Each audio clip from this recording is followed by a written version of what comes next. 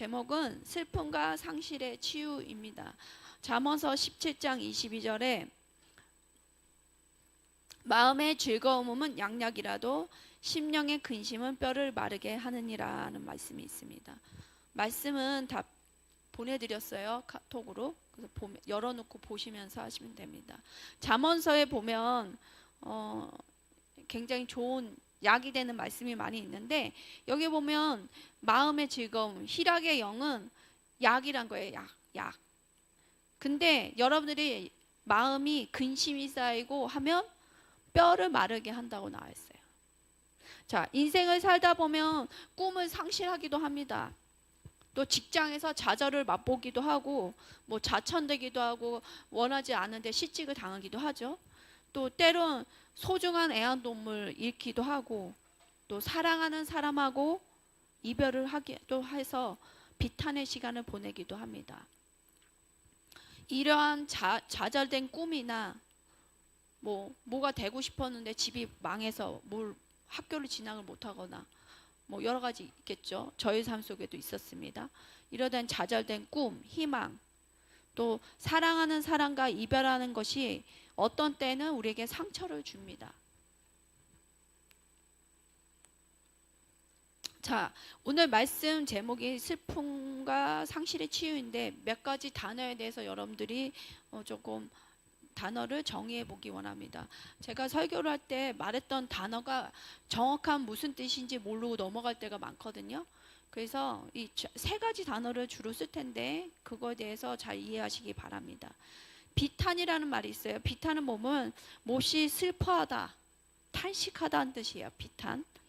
그러니까 슬픈 거가 아주 강하게 슬퍼하는 게 비탄이에요. 그 다음에 좌절.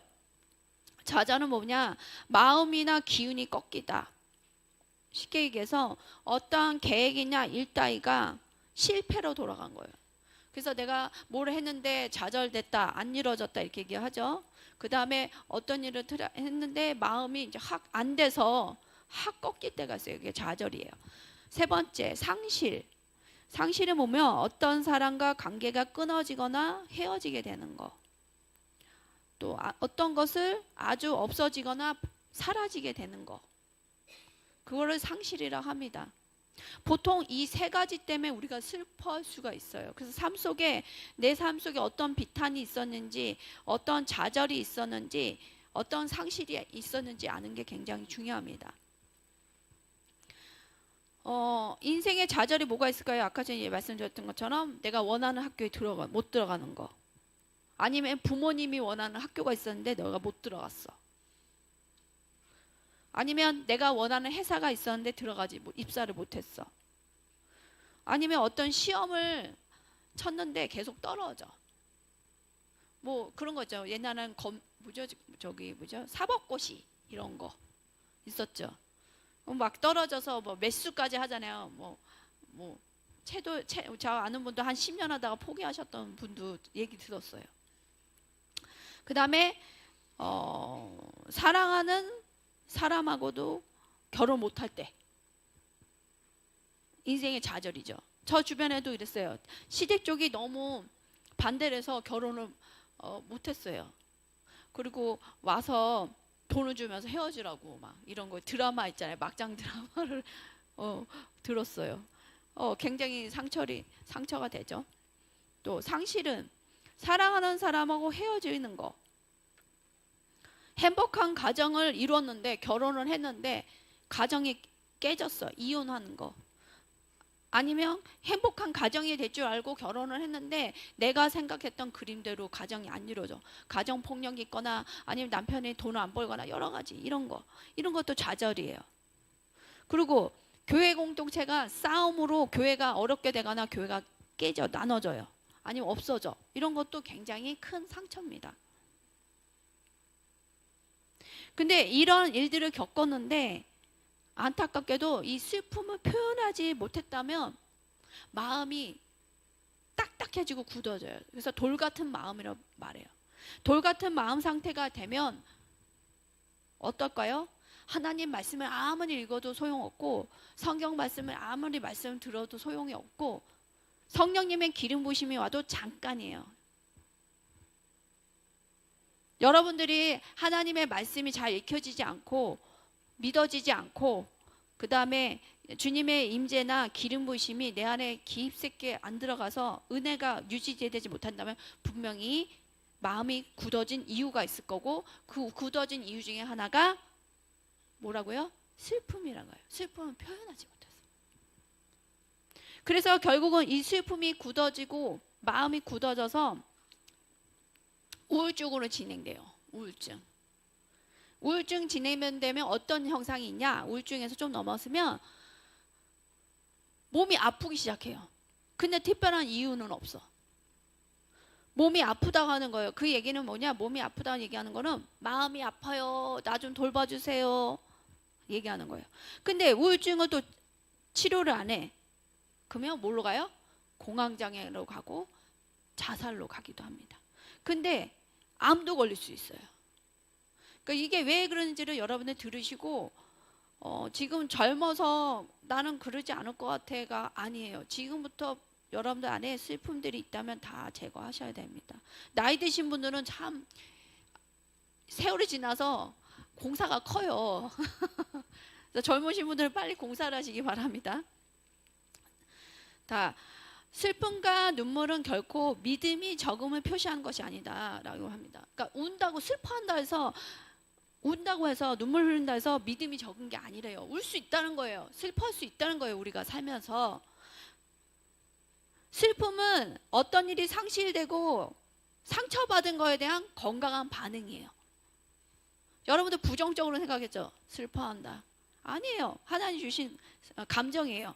근데 슬픔을 잘 표출하고 하나님의 위로를 얻고 치유를 받으면 언젠가는 이 슬픔은 자연스럽게 사라져요. 근데 문제는 이겁니다. 슬픔이 악이 되기도 합니다. 어떻게? 표현되지 않은 거. 표현할 기회가 없어서 세월이 10년, 20년, 30년 흘러버렸어. 그러면 이 억압된 슬픔이 뼈 속에 들어가요. 뼈 속에. 뼈 어디? 뼈 안에 있는 골수 안에 들어가서, 골수에 들어가서 생기를 가져가 버려요. 자, 또 슬픔을 감출 때 짜증이 나요. 짜증나 얘기 많이 하시고, 아니 짜증내는 분들 분명히 슬픔이 있을 수 있는 확률이 높아요. 여러분 내면을 점검하시라는 거예요. 자, 우리 내면 안에 아직도 한 번도 눈물로 표현하지 못한 슬픔의 주머니들이 많이 있을 수 있다. 그 슬픔의 주머니들을 다 터뜨리셔야 돼요. 숨어 있는 게 문제라는 거예요. 우리는 적당한 때에 자신의 슬픔을 표현하기를 꺼려한다. 특히 교회 안에서 막 울 때도 있지만 또 집안에서 어른들이 울지 못하게 했던 집안들이 있어요. 표현하는 거 싫어했던 집안들이 있어요. 그러면 이 억압된 슬픔이 큰 병을 만들 수 있다고 하는 거예요. 상실 또한 상처를 준다. 어떤 상실이 큰 상처를 주냐? 이 세상에 여러분들이 태어났을 때 우리의 영이 자신이 어떠한 사람인지를 누굴 통해서 안다? 육신의 부모를 통해서 알게 된다. 부모님이 사랑하는 사이로 건강한 결혼관계로 낳지 않았다. 아니면 결혼하지 않은 관계에서 어떻게 우연히 뭐 성폭행을 할 수도 있고, 아니면 우연히 지나가는 여자같이 뭐 어떤 그런 식으로 해프닝으로 낳았다. 아니면 아이를 낳았는데 책임지지 않고 아빠는 사라졌다. 그런 얘기 있잖아요.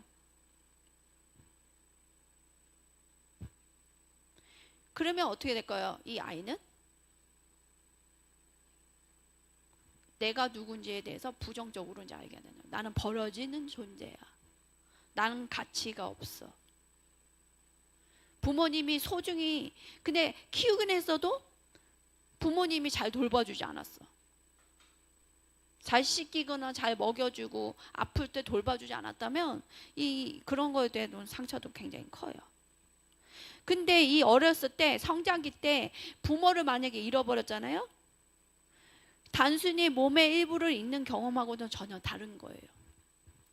그러니까 여러분들 잘 생각해 보세요. 지금 내가 알고는 부모님이 아닐 수도 있거든요. 그럴 수 있잖아요. 삶의 인생 가운데 날 키워 진짜 친부모님이 아닐 수도 있잖아요. 내가 알고는 부모님이. 근데 그거를 말하지 않아도 영은 안다는 거예요. 어린아이가. 여러분들 팔이 한쪽에 잘려주신 분들이 여전히 살아가죠? 팔이 없어도? 그쵸? 또 친구나 가족이 돌아가셔도 살아가죠. 근데 우리 삶에 있어서 우리의 부모님이 이런 어떤 장기보다도 더 중요한 위치에 있어요. 그래서 여러분들은 삶 속에 정말 부모님이 나를 어떤 가치로 대했고 또 나와 함께 이런 성장기 때 함께 했는지를 잘 점검해 보시기 바랍니다. 계셨어도 집에 안 계셨어. 계속 뭐 장사를 하러 다니고 아니면 다른 이유로 막 떠돌았어. 그러면 빈 공간이 있는 거예요. 그러면 나에 대한 존재감이 아주 낮아요.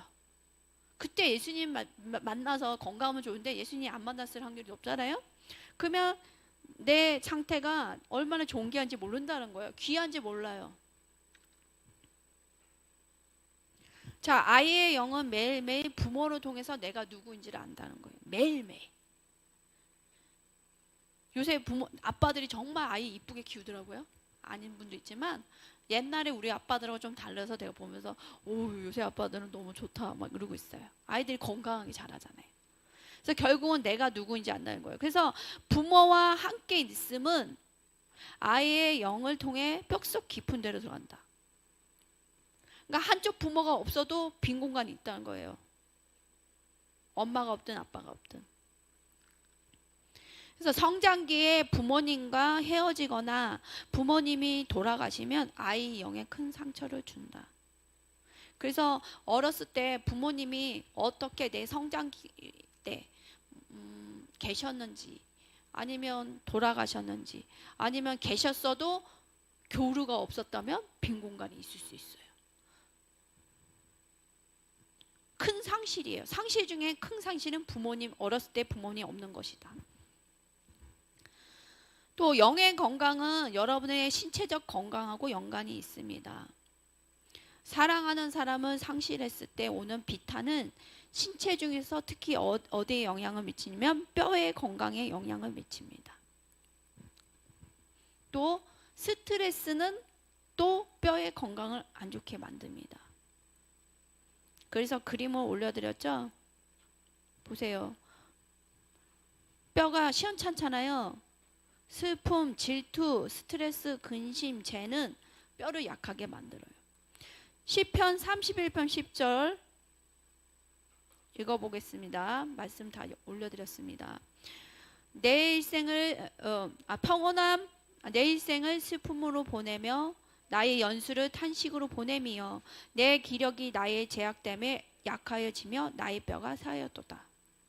여기 말씀 보면 평생에 뭘 했대요? 슬픔을 보냈대요.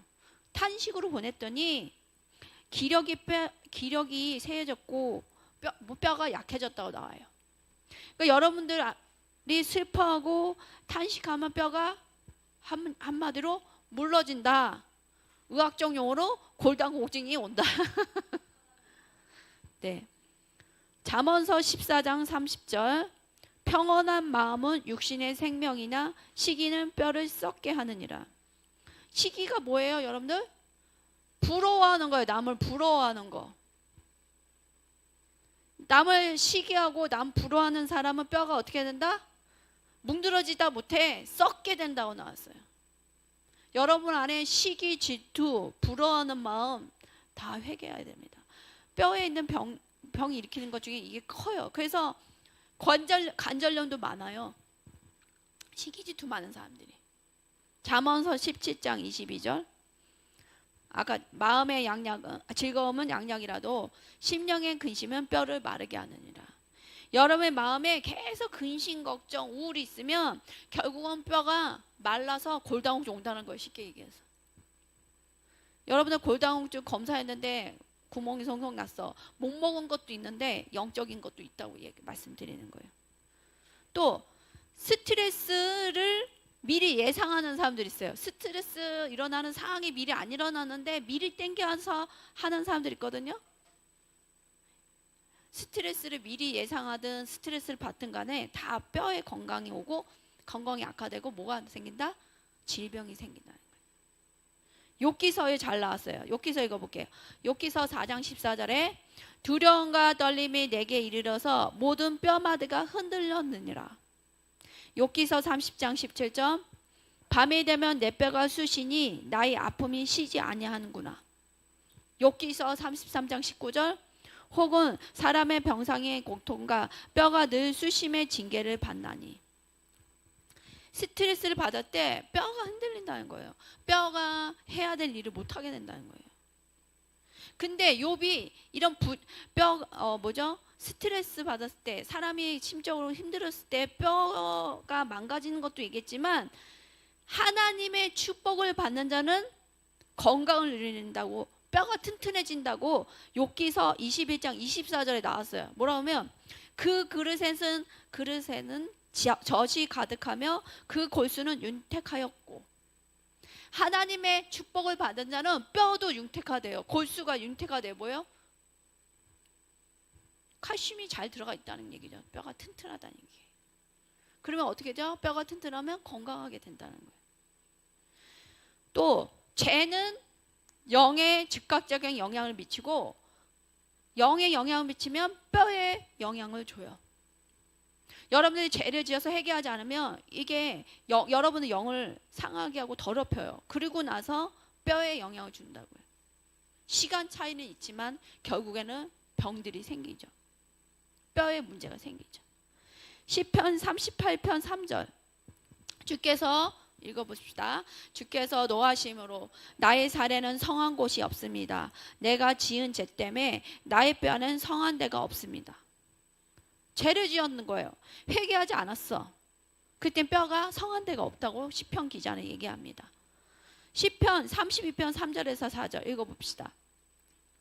내가 입을 열지 아니할 때 종일 신음함으로 내 뼈가 서야하였도다. 주의 손이 주야로 나를 누르시오니 내 진액이 빠져서 여름 가뭄에 마름같이 되었나이다. 지금 무슨 상황이에요? 죄를 지었는데 회개하지 않는 거예요. 그러니까 하나님이 어떻게 하세요? 하나님 손이 내려온 거예요.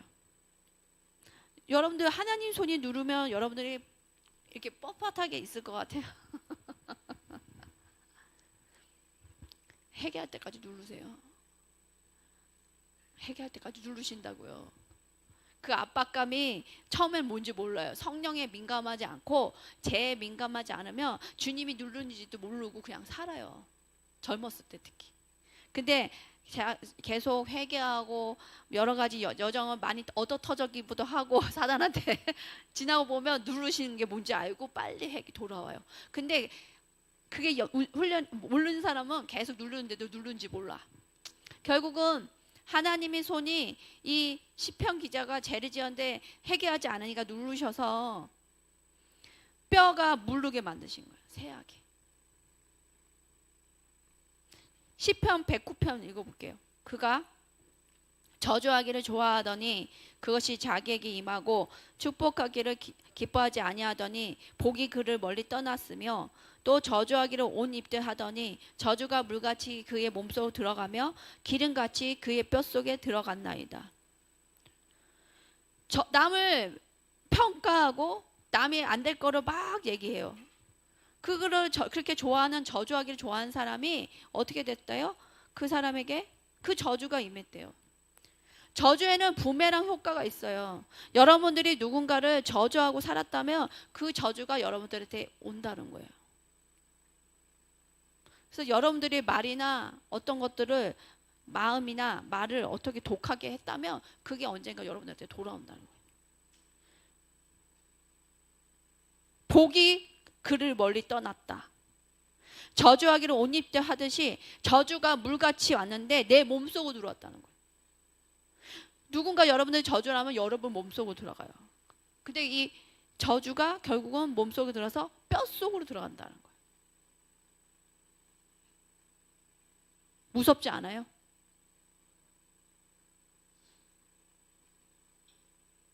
그래서 쉽게 누굴 판단하거나 안 될 거라고 부정적으로 얘기하지 마시고, 또 여러분 스스로도 그런 저주를 많이 하시는 분들은 이렇게 기도해 보면요, 뼈가 온전치 않아요. 다 골다공증 약 되시는 분도 많고, 제가 말하는 건 다는 아니에요. 못 먹고 그래서 골다공증도 와요. 근데 이런 부분이 굉장히 있어요.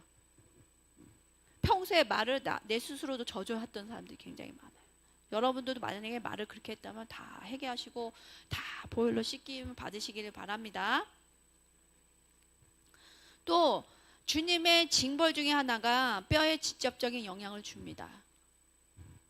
시편 53편 5절 읽어볼게요.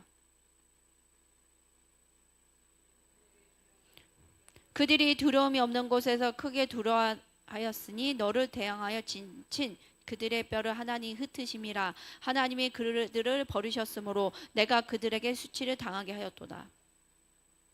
징벌 중에 하나가 뼈를 흔드십니다, 하나님이. 그러면 왜 이렇게 뼈 얘기를 할까? 슬픔과 상실 얘기를 하는데. 뼈가 이다지도 중요한 이유는 뭘까요? 우리 영에 일어나는 일들이 뼈에 영향을 미친다는 거예요. 어떻게 이렇게 빨리 영향을 미칠까요? 과학적 얘기를 해드릴게요. 뼈 안에 뭐가 있죠? 골수가 있어요. 그렇죠? 그럼 골수는 뭐 하는 기관이에요? 혈액을 만드는 기관이에요. 그러면 그 골수가 두 가지가 있는데 적색 골수, 황색 골수가 있어요. 그럼 적색 골수는 적혈구, 백혈구, 혈소판을 만들어요. 그러면 여러분들 알다시피 백혈구는 무슨 역할을 해요? 여러분들의 질병을 걸리지 않도록 방어해주는, 보호해주는 피가 백혈구예요. 그렇죠? 뼈가 건강해지면 이런 피가 많아요. 적혈구, 백혈구, 혈소판들이 풍부하게 만들어지면 어떻게 해요? 면역력이 증가되죠. 질병이 잘 걸리지 않아요.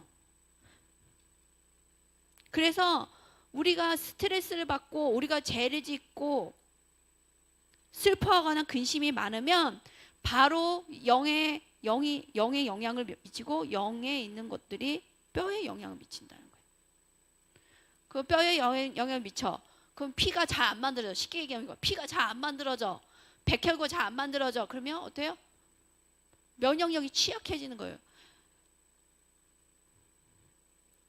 자가면역 질환도 이거하고 연관이 있어요. 제가 자가면역 질환 환자들 이렇게 기도해 보면 자기를 미워했던 것도 있고 깊은 자기를 미워하는 마음이 있고 또 반대로 누구를 너무 미워했어.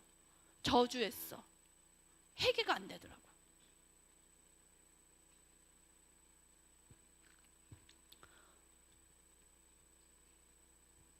자꾸만 우리는 합리화하죠.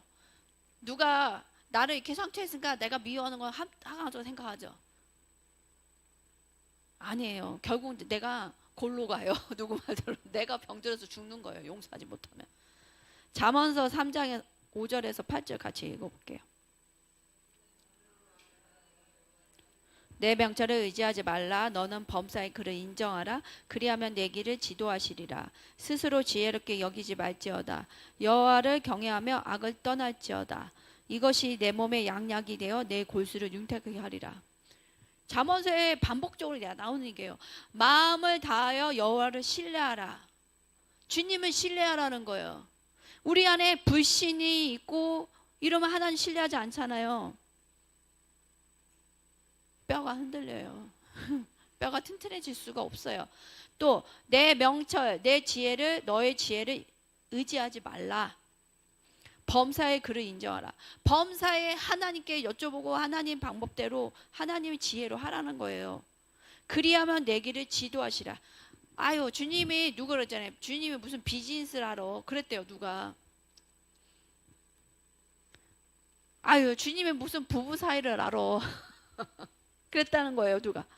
모든 일을 하나님이 하실 거를 믿고 그 길이 인도하실 거를 믿으면서 지도함을 받으라는 거예요. 지도함. 가르침을 받으라는 거예요. 여쭤보라는 거예요. 스스로 지혜롭게 여기지 말라.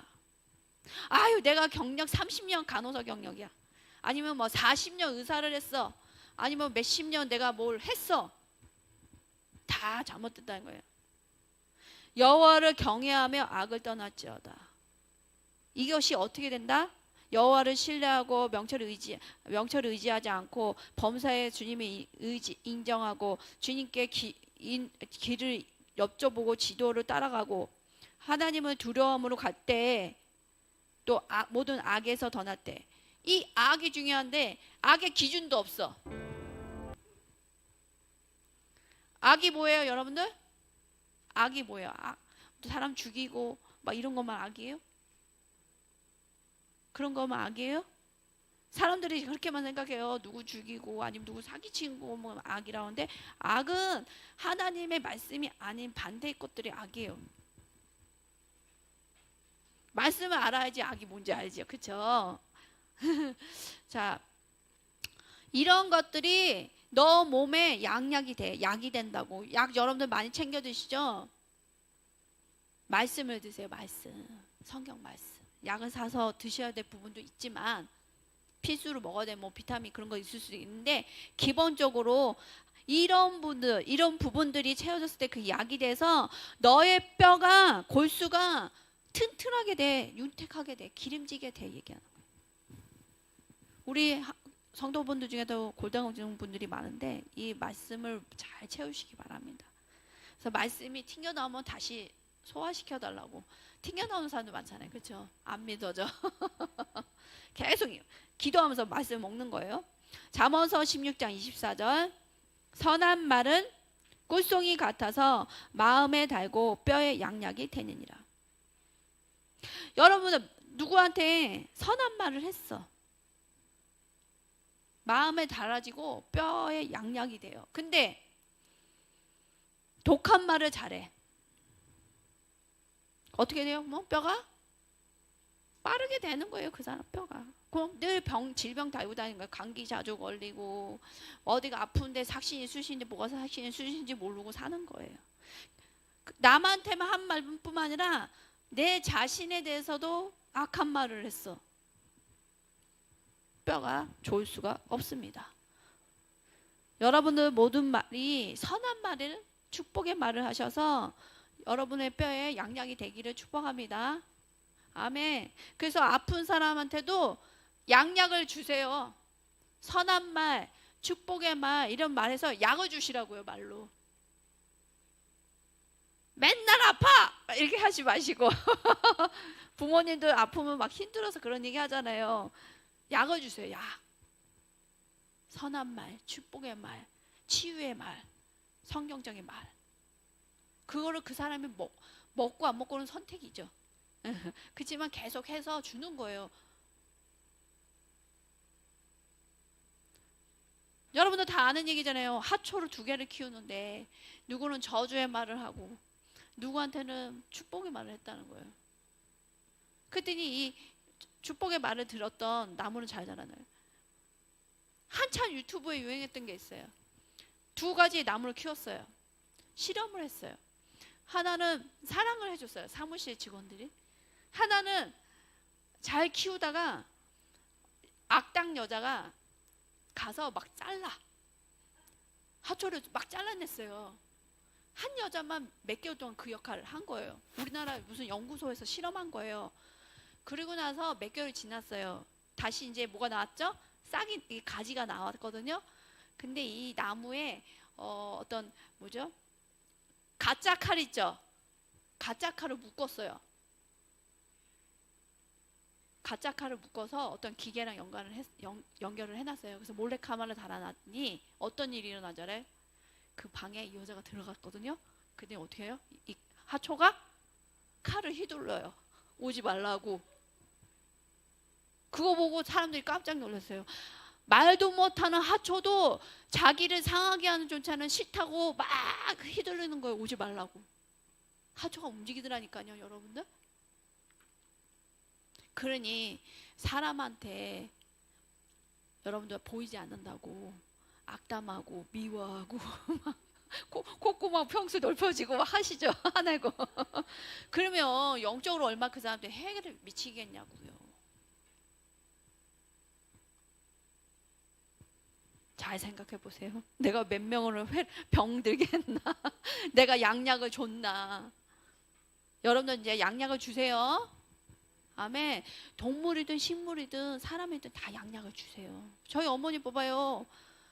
다행히도 그 몇백 마리 나눠줬더라고요. 집에 갔더니 좀 정리가 됐더라고요. 아이 새끼들을 너무 많이 난 물고기가 하초도 그렇고 축복가지고 사랑한다고 사랑을 주니까 여러분 자신한테도 주님의 사랑으로 너는 건강한 아이야, 넌 귀한 존재야, 계속 축복하세요. 주님의 말로 여러분 자신을 건강해져요. 저도 아프잖아요. 아팠다 나아졌다. 제 마음이 우울해지면 아프더라고요. 낙심이 되면 아프더라고요. 시편 35편 9절에서 10절 읽어볼게요. 내 영혼이 여호와를 즐거워하며 그의 구원을 기뻐하리로다. 내 모든 뼈가 이르기를 여호와 같은 이가 누구냐? 그는 가난한 자를 그보다 강한 자에게서 건지시고 가난하고 궁핍한 자를 노력한 자에게서 건지시니라 하리로다. 여기 봐봐요. 뼈가 말한대요. 내 모든 뼈가 이르기를 말한다고 뼈가. 그래서 여러분들이 주님을 정말 즐거워했을 때, 기뻐했을 때 여러분의 뼈들이 알아먹고 건강해져요. 그래서 희락의 영 할 때 여러분들 뭐 기쁜 일이 없는데 뭐 희락의 영이에요. 그게 아니에요. 그냥 나를 구원하신 그 자체만으로도 기뻐할 이유가 있고 감사할 이유가 너무 많은 거예요. 그렇게 하하 호호 하는 분들이 암병도 낫다 그랬죠. 이틀 3일 동안 수련회 가서 딴 거 안 했대요. 웃기만 했대요. 하하 호호 했더니 3일 뒤에 병원 갔더니 암이 낫다는 경우가 너무 많아요. 결국은 뭐 삶의 어떤 슬픔과 좌절과 이런 것들이 쌓여서 암이 걸렸던 거죠. 뭐 누가 기도해 줬던 것도 아니라는 거예요. 그러니까 평소에 많이 웃으세요. 거울 보고. 저는 뭐 힘들 때 웃어요. 일부러 하하하 하고 주님이 나를 구원하셨다 하면서. 여러분들이 모든 뼈가 말하기를 축복합니다. 어떻게? 읽어볼게요. 10절. 내 모든 뼈가 보이의 모든 뼈가 자기 이름 넣을게요. 보이의 모든 뼈가 이르기를 여호와 같은 이가 누구냐? 그는 가난한 자를 그보다 강한 자에게서 건지시고 가난하고 궁핍한 자를 노력한 자에게서 건지시는 이라. 아멘. 시편 34편 20절. 의인은 고난이 많으나 여호와께서 그 모든 고난에서 건지시는 도다. 그 모든 뼈를 보호하시며 그 중에 하나도 꺾이지 아니하도다. 예수님에 대한 예언이긴 한데 또 우리에게도 적용이 됩니다. 의인이 뭐가 많다고요? 고난이 많아요. 근데 고난 피하고 싶죠. 보면요. 근데 내가 죄를 지어서 받는 고난하고 내가 의롭기 때문에 받는 고난하고 차원이 달라요. 이제는 여러분들이 죄를 지어서 고난 받는 게 아니라 의롭기 때문에 받는 고난을 받으시길 축복합니다. 아멘. 고난이 적다? 아니래요. 말씀 보면 의인도 고난이 많대요. 그래서 여호와께서 그 모든 고난이 빠져있기만 하지 않고 건져주신대요. 그리고 모든 뼈를 보호하신대요. 아멘. 아멘. 자, 이런 뼈와 관련된 얘기를 들었을 때 네 가지를 생각해 볼 수 있어요. 뼈와 사람 관계. 첫 번째, 사람의 뼈와 영은 하나님과 아주 밀접하다. 연관성이 있다는 거 알아요. 뼈의 반응이 내 역으로 가면 나의 영의 반응인 거예요. 하나님 관계하고 무슨 문제가 있건 좋군 이걸 알 수 있다고 유추해 볼 수 있다는 거예요. 여러분들 뭐 시큰시큰거린다. 제가 늘 얘기하죠. 관절염 있는 분들이 식이 질투가 많고 미움이 많더라. 두 번째, 다른 어떤 신체 부위보다 뼈는 영적으로 또 신체적 면에서 아주 귀한 기관이다. 의미를 많이 준다 우리에게. 그래서 뭐 골절이 되거나 골절은 보통 재하고 연관이 있어요. 골절이 됐다? 그러면 영적으로 회개 기도를 깊게 하셔야 돼요. 왜 이렇게 골절이 됐습니까? 관절염, 미음식이 이런 거라 했어요. 그래서 뼈와 관련된 모든 의미가 골다공증 자꾸만 수치가 떨어져. 아, 내가 우울이 많고 슬픔이 많고 근심 걱정이 많구나. 이렇게 유추할 수 있는 거예요. 세 번째, 재와 의는 질병이나 건강한 상태로 반응이 뼈에 기록이 된다. 재를 지면 뼈가 질병이 걸리고, 의로우면 뼈가 튼튼해지고 뼈에 기록이 된다는 거예요. 재는 뼈를 마르게 하고 질병에 걸리고, 의로우면 뼈에 윤택함을 줘서 건강하게 우리를 만든다. 그러니까 여러분들이 뼈와 관련된 무슨 질병이 있고 여러분 주변에 누가 뼈와 관련된 병이 걸린다, 잘 생각해요. 저 사람이 왜 저 병 그냥 실수로 이렇게 한 건가, 아니면 영적인 게 문제가 있습니까 여쭤보고, 실수라면 조심해야 되는 거고, 그게 아니라면 영적인 문제라면 회개해야 될 수도 있어요. 네 번째, 여러분들이 죄를 고백하고, 하나님 이런 죄를 지었습니다. 내가 누구가 막 얘기했는데, 내 친구가 뭐 집을 사고 남편이 승진했다고 막 얘기하는데 내 마음이 시기가 났어요. 나 왜 이렇게 살게 하시는 거예요? 나 그래도 나름대로 신앙생활 했는데 막 시기가 올라왔어. 근데 하나님한테 그것 때문에 병이 좀 걸렸어. 그러면 하나님, 내가 내 친구가 그 얘기 했을 때 시기가 올라왔어요. 고백하고 그런 거에 대해서 회개합니다. 회개하셔야 돼.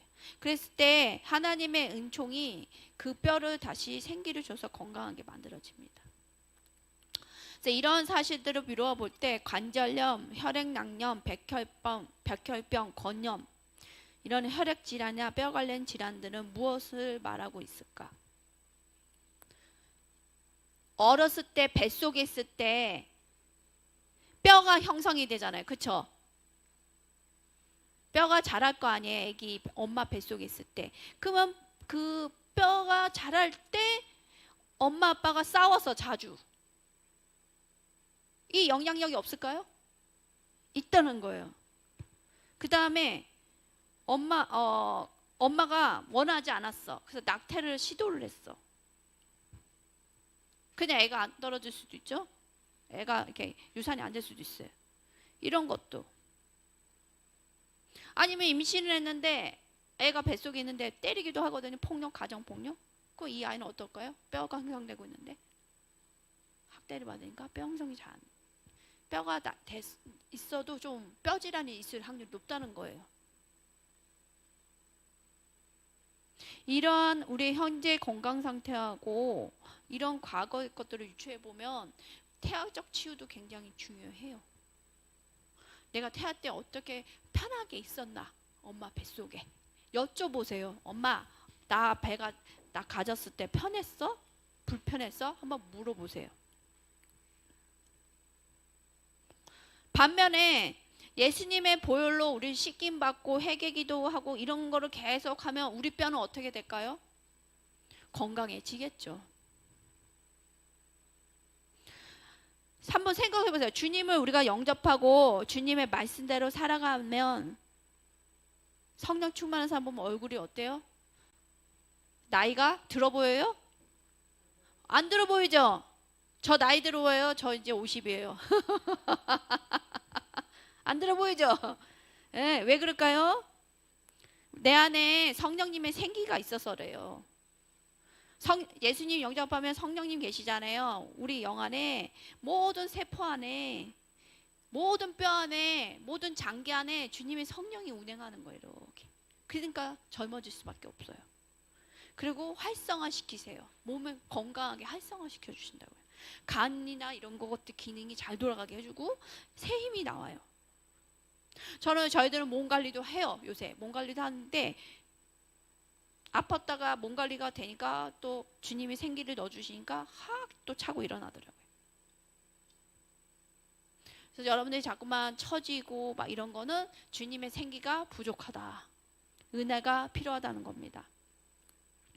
그런데 이런 주님의 생기가 뼈 속에도 흐르고 피 속에도 흐르고 생각에도 흐르고 우리 호흡 가운데도 흐르고 하는데 막힐 때가 있다는 거예요. 왜 막힐까요? 우리의 죄, 우리의 상처, 또 악한 형들 때문에 막히는 거예요. 그래서 계속 기도하면서 털어내야 되는 거죠. 미국의 한 암센터에서 연구 결과가 나왔어요. 이게 잘 들어보세요. 암 환자들을 연구를 해봤대요. 그래서 암이 왜 생겼냐 했는데 대부분의 어떤 결과가 나온 줄 알아요? 어린 시절에 고립되고 방치되고, 방치가 무슨 뜻인지 아세요? 돌봐주지 않은 걸 잘, 아프거나 아니면 먹을 거나 이런 거, 옷도 잘 안 입혀주고 방치하고, 아니면 형제지간에 싸움이 막 있는데 엄마 아빠가 돈 버느라고 얘네들이 싸우는지 어쩐지 몰라. 이것도 방치예요. 아니면 내가 정서적으로 되게 예민한 아이일 수 있어요. 감정적으로. 근데 그걸 부모님이 읽어주지 않고 그냥 학교 다녀 뭐 이런 식 있잖아요. 너 왜 침울하니? 왜 힘드니? 이런 거 읽어주지 않았어. 그것도 방치예요. 그 다음에 절망을 많이 경험했고, 이런 사람들, 그 다음에 대인관계에 되게 어려움이 경험했던 사람들이 어린 시절에 나중에 안 걸릴 확률이 높았더라. 연구 결과에. 재밌는 거는 성인 초기에는 나타나지 않다가 나중에 나이 들어서 이렇게 드러나나 봐요. 그래서 결국 추적해보면 아동기 때 받았던 상처가 암을 일으켰더라 이거예요. 왜냐? 그들 안에 있던 어렸을 때 그 상황에 대한 슬픔, 분노, 적대감 이런 걸 표현하지 못해서 암이 생겼다는 거예요. 또 다른 연구 결과가 있어요. 뭐냐면 폐암 연구인데요. 여러 담배 피는 사람들을 담배 흡연 중독자들을 검사를 해봤더니 어떤 사람은 그렇게 피워도 폐암에 안 걸리더래요. 그게 뭔지 알아요? 여러분들? 어떤 사람은 좀만 이렇게 해도 걸리고. 저 이제 뭐죠? 간암 쪽에 연구하신 분하고 한번 강의를 들었는데 한 잔만 먹어도 간이 망가진 사람이 있대요. 평생에 한 잔 마셨대. 어떻게 된 걸까요?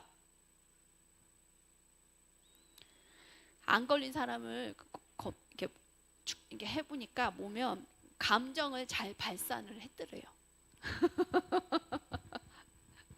여러분 잘 생각해 보세요. 옛날 어르신들 중에 할 말 다 하고 막 하는 사람들 병이 걸리던가요, 안 걸리던가요? 잘 안 걸리죠? 그렇다는 거예요. 감정을 잘 건강하게 발산하는 것들을 연구한, 이렇게 표현한 사람들은 감정을 발산했기 때문에 병이 잘 안 걸렸더라. 암이 안 걸렸더라요. 자, 여러분들은 여러분의 감정을 어떻게 발산하고 계십니까? 여러분들 보면 제가 놀랄 때가 있어요. 얼굴은 웃는데 안에서 막 울고 있는 사람이 있는 모습을 볼 때도 있어요. 그래서 아, 울지 않아서 저렇구나. 어떡하냐 막 그러고 있어요. 언제 울라나. 하나님 은혜 주시면 울겠죠. 옛날 어르신들은 남편이 속을 썩어요. 그럼 뭐 했어요? 감정 발산을? 북어 북어 막 패면서 북어 방망이를 두들기거나 아니면 손빨래 할 때 방망이를 패면서 풀었죠. 근데 요새는 뭘로 풀어요, 여러분들? 여러분들 감정 어떻게 푸는지 얘기 좀 해보세요. 이거 굉장히 심각해요. 여러분들, 청년들, 감정 어떻게 발산하세요? 그냥 유튜브 보고 영상 보고 이런 거 있잖아요. 굉장히 안 좋아요. 우울증 걸릴 수 있어요, 나중에.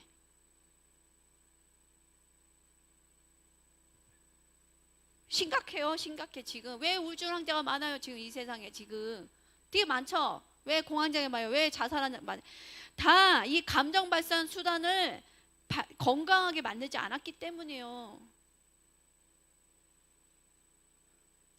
누군가하고 전화 통화를 오래 해. 이것도 건강한 거라. 필요에 따라 전화를 해야 돼요. 어느 정도? 뭐 10분 이내, 뭐 시간은 정하기는 뭐하지만 이렇게 이랬어 얘기할 필요는 있어요. 근데 너무 그 시간을 넘어버리면 또 문제가 있어요. 아니 쇼핑을 합니까? 필요도 없는 거 막 사는 거. 그것도 약간 감정 발산을 못하니까 그걸 풀고 있는 거예요. 얘기해 보시나요? 감정 발산은 어떻게 하고 계신지? 먹는 걸로 하는 사람이 있고, 저 아는 분은 그래서 표현을 못하니까 악기를 연주하셨어요. 그러니까 그런 식으로. 아니면 달리기라는 사람도 있고, 먹는 거 막 먹는 거 안 좋잖아요. 나중에 살찌잖아요. 그렇죠? 그 제가 말하는 거는 이렇게 풀 수 있는 방법 중에 영상을 보거나 유튜브 보거나 한시적인 거는 괜찮은데 건강한 방법이 아니라고 말씀드려요. 병들 수 있어요, 나중에. 저는 달리기도 참 좋은 것 같고요. 운동도 좋은 것 같고, 그 다음에 여행 가는 거? 아니면 어디 좋은 데 가서 뭐 걷는 거? 이런 것도 좋은 것 같고, 자는 것도 굉장히 우울증 중에 하나예요. 자는 사람, 우울증 증세 이제 초기 단계랄까 하여튼 사인이에요, 그거. 굉장히. 그래서 결국은 잠자는 영이 덮쳐서 예배드리거나 이럴 때 말씀이 안 들고 계속 울어요. 특징이.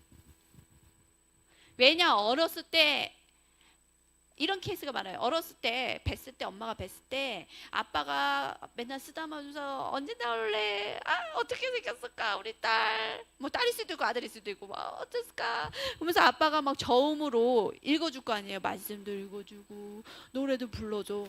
아, 그러면 애기가 내가 나가면 나는 사랑받는 존재네 하는데 아빠가 바빴어. 아빠가 바쁘구나, 관심이 없어. 때 되면 나오겠지 뭐. 그리고 둘이 같이 있어도 아기는 뱃속에 있는데 눈에 보이지 않으니까 없는 존재같이 여겨서 막말해. 네가 뭐 했냐 그럴 수도 있고, 말로 학대하고. 아이가 같이 앉아 있는데. 네, 찔린 거 다 좀 약하죠. 저희 어머니는 배 이렇게 맞으셨대요, 임신 중에도. 여러분들, 그럼 그 아이가 어떻게 했냐고요. 그렇게 아빠가 쓰다마주고 임신기간 때 사랑해주고 안 하면요, 이 아이는 내 존재감에 대해서 몰라요. 그래서 그 뱃속에서도 우울증 비슷한 증세로 잠잔대요. 그럼 태어나잖아요? 잠 많이 자요. 잠자는 영을 조금 축사를 해줘야 될 부분도 있어요. 이게 아빠하고 연관이 있어요. 여러분들 이거 쉽게 여기지 마세요. 저 사용 많이 해봤다니까요, 여러분들. 희한하네, 뭐. 기도 사역하네, 그냥. 자, 그게 임재 때문이 아니에요. 뱃속에 있을 때 너무 상황이 안 좋아. 바깥이 항상 집안에 무슨 뭐지? 유산 문제인가 뭐가 있었다. 막 시끄러운 집 있잖아요. 그러면 아이들은 어떻게 해요? 뱃속에서 무섭죠? 그럼 어떻게 해요? 내가 가만히 있어야 되겠다. 움직이지 않고 가만히 있고 자는 척해요, 그 안에서. 어른들이 싸우고 있는데. 그러면 나와서도 엄마 아빠랑 살면서 뭔 일이 있으면 위축이 돼요. 딱 내면으로 들어가. 이럴 때는 가만히 있는 게 수야. 이런 게 있는 거예요. 가만히 있어. 잘 생각해 보세요, 여러분들. 여러분들이 잠자는 영에 영향받는 부분이 뭔지 부모님 다이나믹하고 연관이 있어요. 잘 생각해 보세요. 그래서 내가 어떻게 건강하게 감정을 표출할 건가, 그리고 내가 왜 어떤 감정을 지금 느끼고 있느냐, 이것도 중요해요. 얘기해보면 내가 왜 이런 감정을 느끼고 있는지 모르는 사람이 태반이야. 저도 마찬가지예요. 그래서 저도 여쭤봐요. 하나님, 지금 제가 무슨 감정을 느끼고 있는 거예요? 여러분들 잘 아세요? 화내고 뭐 짜증내고 이런 거 말고, 하하하 웃는 거 말고 다른 감정도 있다고요. 그거 여쭤보시라고요. 그러면 이래요. 너 시기 난 거야. 너 누구 부러워하고 있구나. 에이, 그런 마음까지는 안 돼. 너 미워하고 있어, 너 그 사람. 너 마음으로 그 사람 저주하고 있는 거야. 너 스스로가 너가 이게 뭐죠? 자바라 아시죠? 이게 누르고 있구나, 감정을. 이렇게 감정 없는 것처럼 크리스천이니까 건강해 보여야 되니까 이게 자바라 같이 이렇게 누르고 있는 거야. 뼈만 문제시키지 않아요. 이 감정이 간에도 문제 생겨요. 나중에 간, 우울한 게 간병이 생기고, 간에 문제가 생기면 뭐가 생겨요, 여러분은? 담낭 질환 있던 분들 있죠.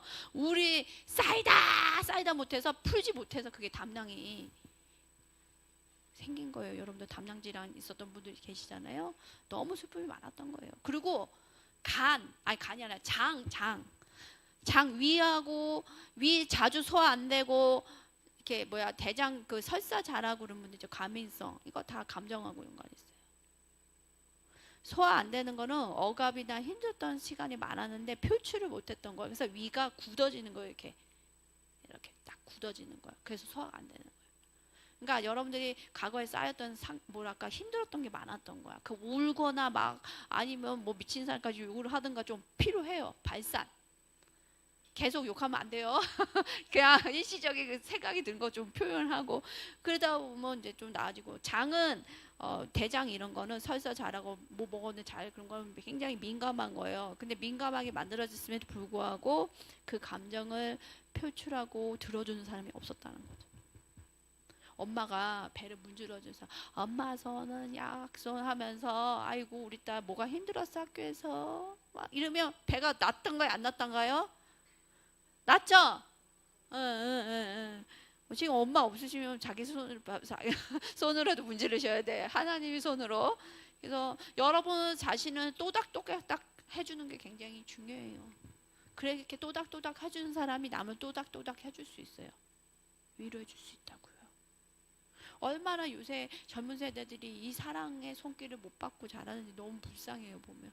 그러니까 나를 위로해 줄 때를 막 찾으러 다니는 거잖아요. 그래서 중독이 걸리고 하는 거잖아요.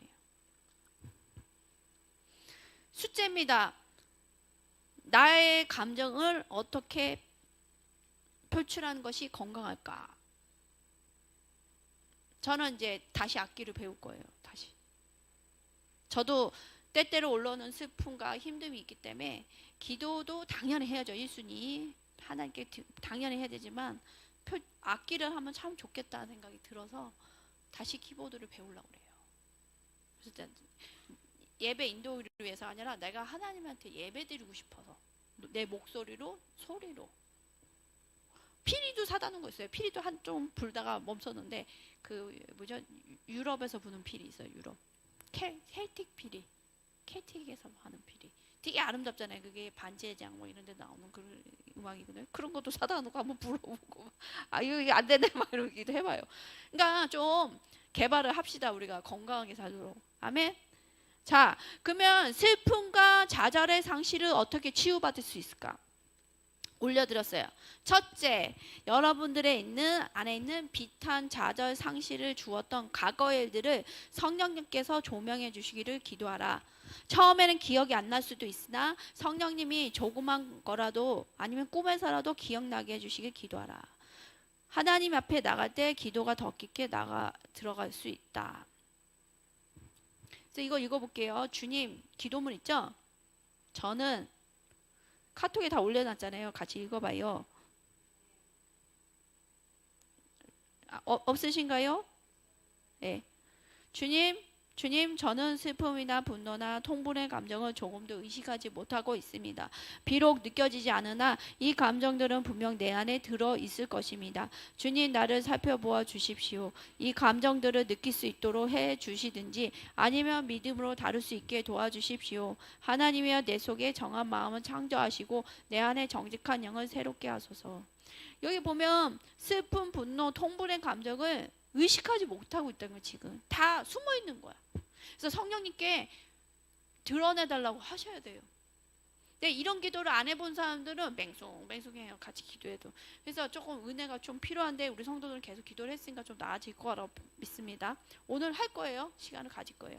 두 번째, 비탄, 좌절, 상실을 주었던 상황 가운데 있었던 감정과 생각들을 하나님께 있는 그대로 말씀드려라. 이게 굉장히 중요해요. 치유에 있어서는 말을 해야 돼. 그때 그런 사람들이 그렇게 나한테 대한 게 너무 화가 났어요. 욕하고 싶었어요. 뭐 따지고 싶었어요. 너가 크리스천 맞아! 이렇게 얘기하고 싶었어요. 주님. 막 이러면서 얘기를 하는 거예요. 근데 그렇게 욕하고 한 것들이 잘못됐네. 하나님 용서해 주세요. 이러면서 우선 내 감정과 상황을 올려드리고 회개하고 세 번째 중요한 건 보혈로 씻어야 돼요. 내 마음이. 예수님의 보혈로 깨끗하게 해주세요. 내 마음을 깨끗하게 비워지게 해주세요. 기도하셔야 됩니다. 억압된 슬픔은 골수에 침식하고 생기를 앗아가고 결국은 병이 생긴다라고 했죠. 이 병을 그래서 대인 관계도 어려워져요. 대인 관계가 어려워진다는 것은 하나님 관계하고도 안 좋다는 거예요. 그래서 억압된 슬픔은 그냥 다루면 안 됩니다. 슬픔은 방출이 돼야 됩니다. 표현이 돼야 됩니다. 얘기해보세요. 옆에 분한테. 슬픔을 표현해야 됩니다. 슬픔을 방출하십시오 하고 얘기해보세요. 옆에 분들하고.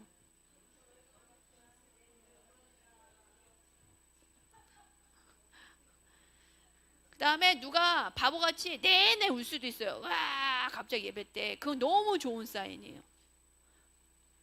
갑자기 그런 사람 있어요. 내내 우는 사람 있거든요. 이제 성령님의 은혜로 뽑아주시려고. 근데 중요한 건 자기가 왜 슬픈지 모르고 울 때가 있어요. 그 정도로 안 울어서. 그럼 우세요. 그러면 어떻게 해야 돼요, 우리? 저 사람 남의 교회 와갖고, 아니면 왜 교회 와서 이렇게 울었어? 그러는 게 아니라 크리네스를 갖다 주고 등을 이렇게 얹히고 기도해줘야 되는 거죠. 다 나올 수 있게. 그러니까 그런 일을 많이 겪은 사람일수록 되게 건강해요. 여러분들 그렇게 우셔야 돼요. 교회 오면. 아버지 집이니까. 이런 식으로 해야 됩니다. 그래서 억압된 감정은 내보내야 내 감정이 정화되고 깨끗해진다. 그래야지 하나님 마음이 내 마음에 더 느껴지고 알 수 있죠. 세 번째, 하나님 말씀을 믿고 치유하심을 믿음으로 취하라. 말씀이에요, 말씀. 그래서 말씀으로 기도하는 게 굉장히 소리내서 기도하는 게 중요해요. 인간의 생각은 죽음을 낳아요. 그래서 인본주의나 세상의 책을 많이 읽은 사람들이 머리 안에 이런 가득해요. 죽음의 생각이 많아. 그래서 성경 말씀을 들어도 믿겨지지 않아요. 그래서 과거에 읽었던 책들 이런 거 천소를 해야 돼요. 인간의 생각은 죽음을 낳지만 하나님의 말씀은 생명을 준다. 그래서 말씀을 소리내서 읽고 다독하는 게 굉장히 하나님 생명이 들어와요, 여러분 안에. 우리에게 치유를 가져다 주고 회복의 은혜를 준다고 나와 있습니다. 시편 19편 7절에서 11절 읽어보겠습니다. 여호와의 율법은 완전하여 영혼을 소생시키며 여호와의 증거는 확실하여 우둔한 자를 지혜롭게 하며 여호와의 교훈은 정직하여 마음을 기쁘게 하고 여호와의 계명은 순결하여 눈을 밝게 하시는도다. 여호와의 경외한도는 정결하여 영원까지 이르고 여호와의 법도 진실하여 다 의로우니 금 곧 많은 승금보다 더 사모할 것이며 꿀과 송이꿀보다 더 달도다. 또 주의 종이 이것을 경고로 받고 이것을 지키면 상이 크나이다. 이게 금보다 승금보다 더 너희가 사모하래요. 뭐를? 하나님 말씀을. 여호와 율법을 여러분들을 영혼을 소생시켜요. 우둔한 자를 지혜롭게 만들고 마음을 기쁘게 만들고 눈이 밝게 된대요. 눈 어두우신 분들 있죠? 여호와 계명이 잘 안 새겨져 있는 거예요. 여호와의 계명은 순결하여 눈을 밝게 하는다고 분명히 나왔어요. 그러니까 말씀을 계속 읽으셔야 되는 거. 말씀이 안 들어가게 하는 뭔가 있다는 거예요. 그래서 보혈로 씻으면서 계속 읽으시라고. 방해하는 것. 눈이 어둡게 하는 게 좋은 사인은 아니에요. 몸이 체력이 떨어져서도 있지만 말씀인데 더 안 보여. 그럼 영적으로 뭐가 있나? 보혈로 씻고 여호와의 계명을 제가 지킬 것입니다. 여호와의 계명은 순종할 것입니다. 선포하면서 읽어야 돼요. 아멘. 순금보다 더 사모하세요. 말씀을. 아멘. 네 번째 치유의 단계. 우리의 영의 욕구는 하나님만이 채워줄 수 있습니다. 이게 무슨 얘기냐? 우리가 치유사역까지 받았는데도 어떤 일에 치유사역 받았음에도 불구하고 보상 욕구가 있대요. 어떤 일에 어떤 일을 치유 받았는데 그거에 받지 못한 보상을 좀 주님이 주셔야 되는 거 아니야? 이런 게 있다는 거예요. 사람한테도 찾고. 근데 그걸 다 비워내야 돼요. 여러분들 있죠? 있던데 얘기해 보면 그 억울했던 시간 돌리고 막 이런 거잖아. 응? 그 시간 좋았던 시간 내가 억울하게 어렵게 보냈는데 시간 돌려주셔야죠 이러잖아요. 근데 그 보상 욕구를 그냥 내려놓으래요. 오직 하나님만이 하나님 방법대로 채워주세요. 이렇게 기도하라는 거예요. 그래서 하나님의 사랑과 은혜, 임재를 나에게 부어주시도록 임재로 채우는 시간을 가지십시오. 그래서 소킹 타임을 많이 가지세요. 그 다음에 하나님 찬양하고 감사하는 기도로 했을 때 주님 임재를 채우시기 바랍니다. 채움 없이는 여러분들 충만함이 없어요. 치유 받고도 이 채우는 시간을 안 가졌기 때문에 건강하지 못하는 경우가 있어요. 따라해 보세요. 오직 주님만이 성령님을 통해서 우리의 영의 욕구를 만족시키십니다. 우리 상처받은 영을 주님께서 깨끗이 씻겨주시도록 성령님 계속 요청하는 찬양 틀어놓고 기도하고 또 임재 가운데 가만히 있는 시간이 굉장히 중요합니다. 슬픔과 상실 치유에서 네 번째 단계입니다. 다섯 번째 마지막입니다. 여행을 하거나 하나님의 사랑을 일깨워준 사람들하고 교제하십시오. 이게 굉장히 중요해요. 하나님은 사람을 통해서 위로하고 격려를 하십니다. 그래서 서로 슬픔 있는 사람 있으면 위로해주고 들어주고 격려해 주시는 여러분들이 되기를 바랍니다. 아멘.